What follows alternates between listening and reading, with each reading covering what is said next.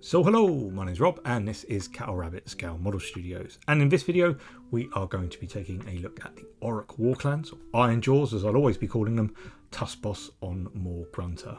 Now this is a cool multi-part kit that builds a few options and there's a lot to go through with sub-assemblies and building, so let's just dive in and get started.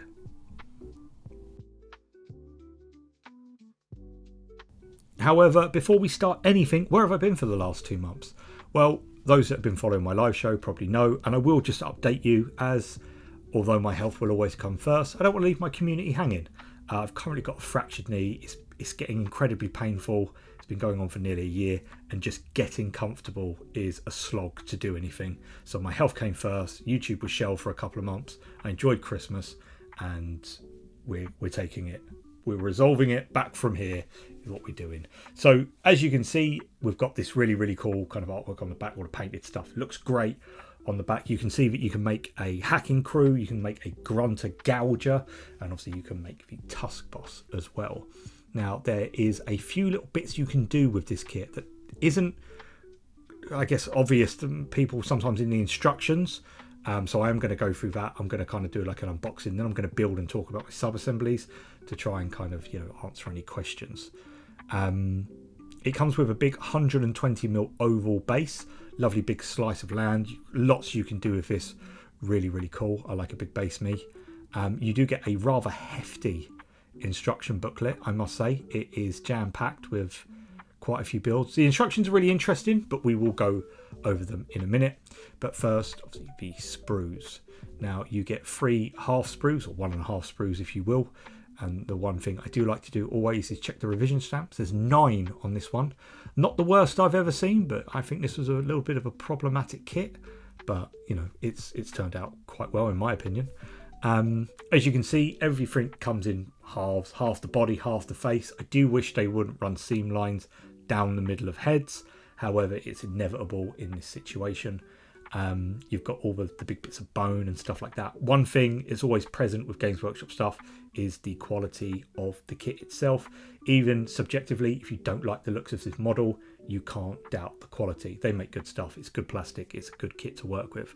So I am super excited about diving into this. And you might have seen already that I have actually started this, and I've been putting some pictures up on my community tabs. So if you're watching from the future, you might have to scroll back a little bit. But very cool. Lots of bits which I really like. You might get a few bits left over, some more than others depending what build you make.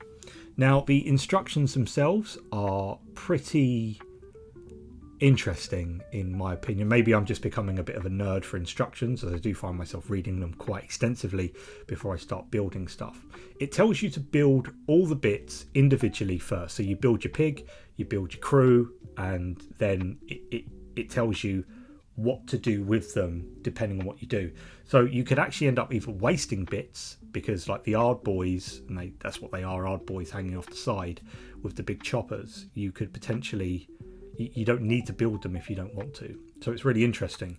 There's a few little bits here and there that I'll kind of come to when I reach that hurdle. But once you build your base pig and you've kind of got your body, then you just kind of glue on the arms to what you want, whether you're doing the hacking crew, whether you're doing the actual TUSBOS. I think I'm going to do mine as a TUSBOS, as I just think there's a lot to it. It's a really visually striking pieces with the Ard boys hanging off the side. Obviously following your options, if you are going to do the MAW-GRUNTA gouger, you are going to be left with a lot of bits left over, but you would actually end up with loads of bits assembled that you wouldn't end up using. So just be careful. One thing I will say is that the legs are sculpted onto the pig. As you can see here, even clipping them away, you can see the indentation of the foot. It's a shame Games Workshop do this, because I always think it's a bit of a wasted opportunity that they just don't have the option just to make a big armoured pig and put that on the battlefield without a rider. Would be really cool. So it's a bit odd that they don't do that. But so if you are going to use it for something else, the legs might be a little bit difficult to remove, so just be aware there.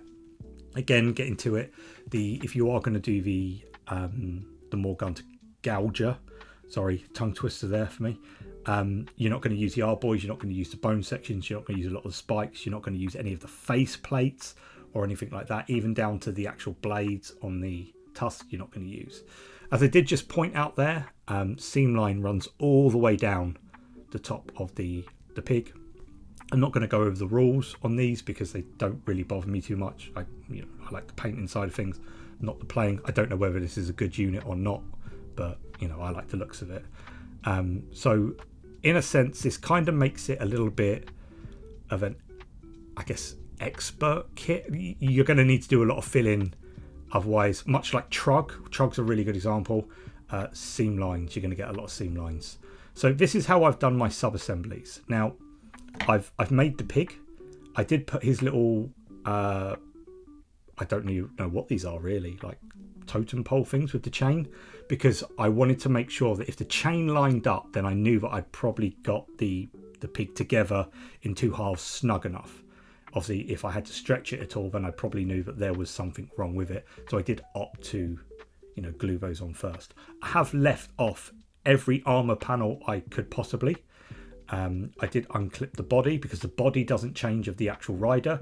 It's his arms and his head that you attach, which differ, which make him either a tusk boss or the hack and crew guy. I don't know, the lucky one that gets to ride on top of it, I guess. So I've not unclipped any of the Ardboy stuff or the arms, because you probably could, and what I thought would be quite cool was having one hand on the chain and then one hand with a sword in the air. So I'm going to play around with this kit a little bit. The bits that the Ardboys do stand on are these really cool like bits of like jaw from some giant creature. They actually fit in there quite snug, or one side does. This side here, it fits really, really tight in there. So if you wanted to, you could probably not even glue that in, because weight counter levers. So once the Ardboy's on it, it shouldn't pull out. This side is a little bit looser, but it's still not bad.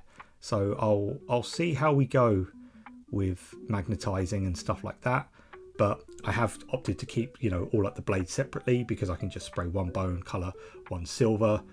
Sub assemblies, getting, the sprays done is going to be a big, first step, and do a lot of the heavy lifting.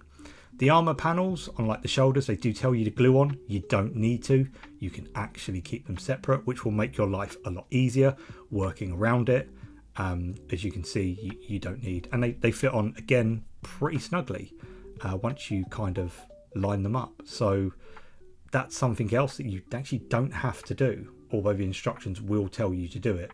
So just be aware there, you're going to make your life a lot easier if you actually paint these separately. You can see there's like a little section of his hoof armor. I don't know the names for all this stuff.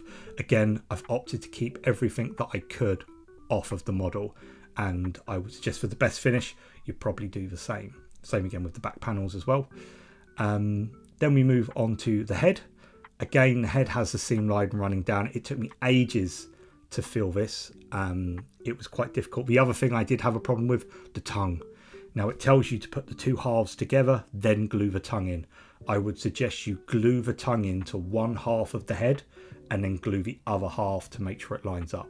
I had to clip loads of the fitting away to kind of get the tongue to fit in, and it was a bit of a nightmare. Not as bad as the Chaos Lord and Karkadrak type nightmare, but it was one of those parts where you think, oh my god, I wish we should have done this the other way around. I've also obviously clearly left the tusks off as well, as I'll paint them so I can spend a bit more time on them, as I do consider them a bit of a visual feature. Obviously his head armor as well, you can actually, it sits on there pretty loosely, but because it sits on it, you could magnetize it. You could probably drop a magnet in there, stick a load of blue tack on, super glue it, it'll go rock hard, and then just put some paper clips in use my paper clip method for the top bit. And the bottom jaw actually just kind of clips around the head, so you don't actually need to glue it in if you don't want to. I actually did put just a little tiny touch of super glue on either side so the jaw wouldn't fall off, as I like the jaw armor. But that's really kind of as much as you need to know. The only thing I will say is on the Tusk Boss and the hacking crew, now it seems fairly inconsequential because of how the his head lines up with the skull going round it, and he's got his arms kind of pulling the two chains. He needs a different ear. So you'll get two options. You'll get number 5 and another one. I suggest just using number 5, because if you ever did want to just have him with one hand on the chain, number 5, the ear, will line up with the chain, and then you can obviously opt to either give him the other hand or a sword up in the air, which I probably will do. Another thing that I did struggle with ever so slightly by leaving the head off, although it does tell you to kind of assemble it and put it on last, is you need to kind of slide it on from one side and push it. And then what I do is, looking underneath here, you can see like there's a bit of a strap, and if you just push it, it does fit quite snug, but it feels like it wants to pop off, so it's gonna need a good bit of super glue just to kind of keep it attached. It's, once again, it's not as bad as what I would consider the Lord on Carcatrot. That thing, absolute nightmare, but it's obviously snug. I'd probably recommend leaving his little beard off, as you do get to glue that on separate. I think in this regard, these bits go together too well, and it's really tight, so there's not a lot of play. So just make sure that you're dry fitting it as you go along is another good piece of advice here. Obviously, it's a bigger model, being on 120mm. There's a lot to this kit, and obviously it looks fantastic painted. So it's something to just be aware of, and I thought it was worth mentioning. Another thing I did do, which I always forget to mention, I didn't in this one. I got a bit of sprue, I cut off all the little knobbly bits, and I super glued it in there so I can handle the head a lot easier. Obviously, the head, I always think faces and bases is the first thing your eye is always drawn to. So I wanted to make sure that the face had a really, really cool. Again, check out my community tab. He's probably painted by now, so there we go. Another thing I will do is I will just glue him onto a base like this. People always think I'm a bit weird for doing this. The reason why I do it is because I can then put the base in a hobby handle and I can still get underneath him. Little tip for you, I do it with all my miniatures. I'm not crazy or strange. I just think it's a good tip, and I don't see enough people doing it. So there we go. But look, that's it from me in this one. I hope this video helps you make your Tusk Boss MAW-GRUNTA hacking crew, whatever you want to call them, as long as you're calling them IRONJAWZ, because that's what they will always be. Enjoy. It's a fantastic kit. I am sorry it's been a bit of a hiatus from me. Hopefully I'm back to a bit of normality now. Do stick around, because I am going to be doing some other tutorials from this kit. I thought that was worth mentioning. I don't know why I saved that to the end, but I'll see you all next time. Thanks again. God bless and take care.